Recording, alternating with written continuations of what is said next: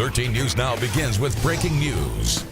And that breaking news takes us to Hampton, where we've learned a 12-year-old girl is in critical condition. Police say she was shot by accident. Happened just before 1:30 this afternoon on Lagarde Drive in the Wythe neighborhood. 13 News Now reporter Robert Boyd is live there with an update. Well, I just spoke with this 12-year-old girl's family off camera very briefly, and all they said is that they are heading to the hospital right now to check on her, and that's all they're willing to talk about at this time, but they are very thankful for all the prayers and support going out from this neighborhood. Now, according to police, it was around 1:30 this afternoon at this greenhouse right here behind me, where an 18-year-old man and a 12-year-old girl were inside, and that's when the shooting took place. Now, police say the 18-year-old, again, was inside this home handling the gun. They're still investigating exactly what he was doing with the gun, but at some point it went off, striking that 12-year-old girl. She was taken to the hospital, and again, she is listed in critical condition. As for the 18-year-old, he was being questioned by police here. Police spent a lot of time inside and outside this house, actually combing through bushes at one point with sniffing dogs, looking for any kind of evidence. At this time, though, that 18-year-old is not being charged. Police don't believe he intentionally was trying to shoot the girl. Now, we did speak with some neighbors, and they say that this whole street is just praying that she survives. 12-year-old could lose her life. Yeah, I saw her laying on the sidewalk with a gunshot head to the, shot to the head. But that's all I know. Once again, neighbors describing very graphically what they saw here. Apparently that girl made it outside the home, and we don't know if she collapsed on the sidewalk or someone took her out of the home onto the sidewalk, but that's where some neighbors saw her lying. Now, a lot of questions that still need to be answered in this case, like the relationship between this 18-year-old and this 12-year-old.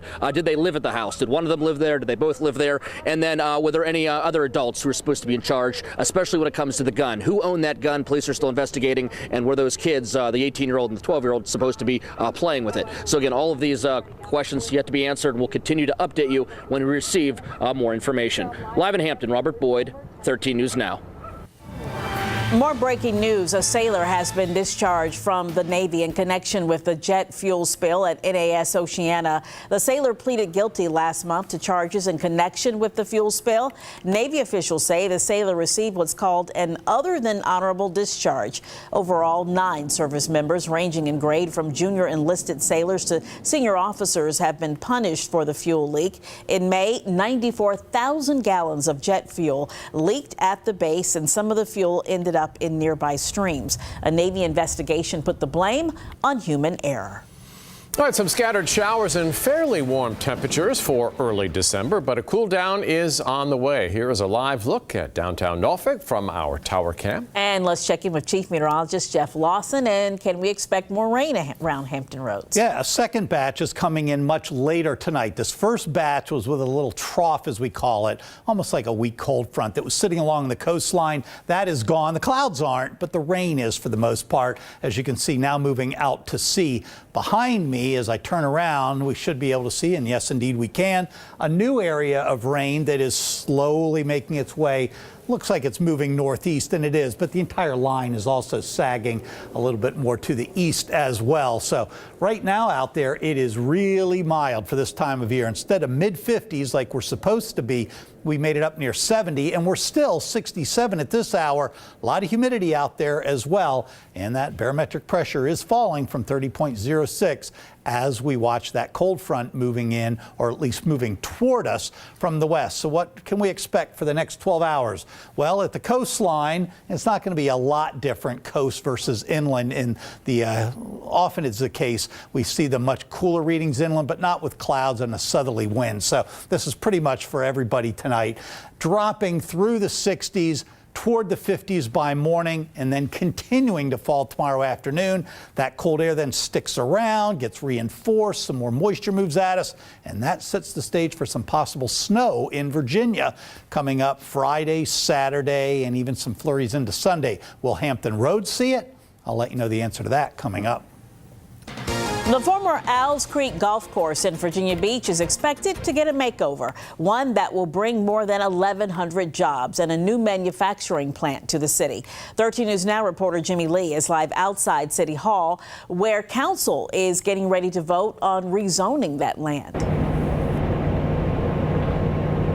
Hey, Janet. Yeah, City Council was just briefed on this project earlier this afternoon, and they did discuss some of the public's concerns surrounding this project. But the overwhelming majority agrees that this is monumental for the city of Virginia Beach, and the return on investment was just too good to pass up. 30 acres of green space and trees at the old Owls Creek Golf Course could soon turn into this, a 500,000 square foot manufacturing facility that's supposed to stay open around the clock. Governor Terry McAuliffe revealed the name of the company this morning. At GTS, they're going to create 1,110 new jobs in what I call 21st century technology. Global Technical Systems provides engineering solutions for the military and boasts of its electromechanical batteries that are environmentally friendly. This company's technology is way out front. There's a lot of excitement about what this could mean for the economy, but just across the street are dozens of homes and dozens of angry residents. I'm concerned about traffic, noise. There's a lot of bus stops at like every street. So, I'm wondering how that's going to hamper traffic as well. Cheryl Walsh was hoping for a more peaceful development at Owls Creek. I'm happy to bring jobs in here, bring money to the city. I just feel like there are other locations that are better suited for it. My main concern is the property value. Tonight, City Council will listen to the public's concerns, then vote on rezoning the property so that the company can start construction next year.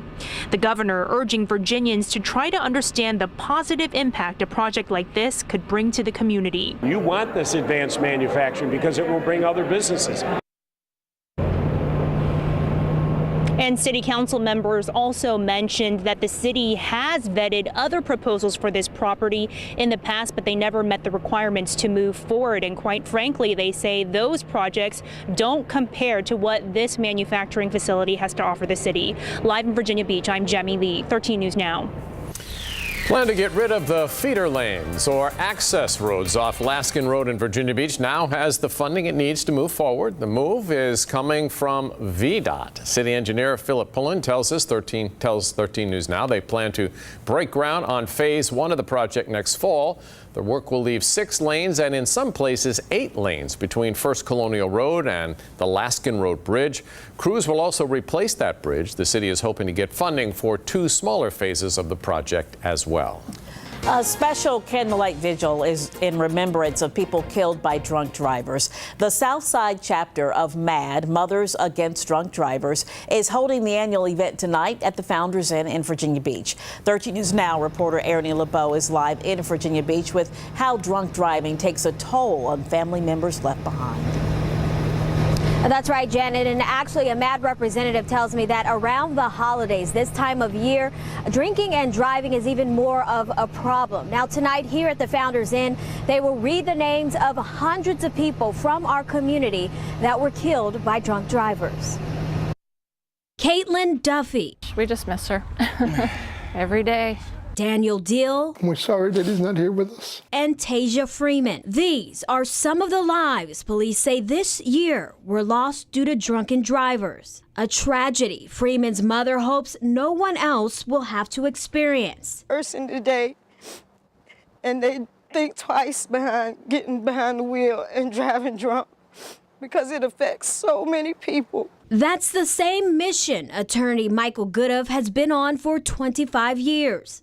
The hardest thing I have to do because it opens up old wounds. Wounds that surfaced after a drunk driver killed his brother. And since then, he's been fighting for families Not afraid to go after drunk drivers affected by these tragedies. This individual's Smokey Hunt, and he was riding in the backseat with his brother on New Year's Eve, and a drunk driver came out of the tunnel and slammed into the back of him and killed him. At the annual Mothers Against Drunk Driving Candlelight Vigil, Goodoff will read the names of hundreds of people in the area who died because of drunk drivers. It's really a support for those victims, as well as recognizing the law enforcement officers who are so vital to our efforts. Efforts, he says, have come a long way to make sure that those who commit the crime pay. Now we have DUI manslaughter charges, both regular and aggravated, as well as the courts take these charges very seriously. But more than changes to laws, Goodoff says it's up to those who get behind the wheel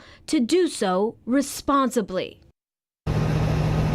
And several members from the law enforcement community as well as prosecutors in the area will attend tonight's event. The candlelight vigil starts at 7 o'clock. Reporting live in Virginia Beach, I'm Erin LeBeau, 13 News Now. A crime alert in Norfolk. Police are asking for your help finding the man they say robbed a 7-Eleven at gunpoint this morning. Take a look right there at your screen. That guy. They're looking for him. Last seen wearing this blue and red striped sweatshirt. The robbery happened on Tidewater Drive right off of I-64 around 3:15 this morning. We're told the suspect showed a gun and demanded money. No one was hurt. The man arrested in connection with the death of a 3-year-old girl, Mariah Woods, is accused of abusing her and her 2 brothers. That's according to court documents that came out today. During a custody battle, Mariah's biological father claimed 32-year-old Earl Kimry abused the 3 children. He says Kimry sexually abused Mariah and hit the brothers with a belt, causing one of them to bleed. Kimry was the live-in boyfriend of Mariah's mother. One brother claimed their mom knew of the abuse and failed to protect them.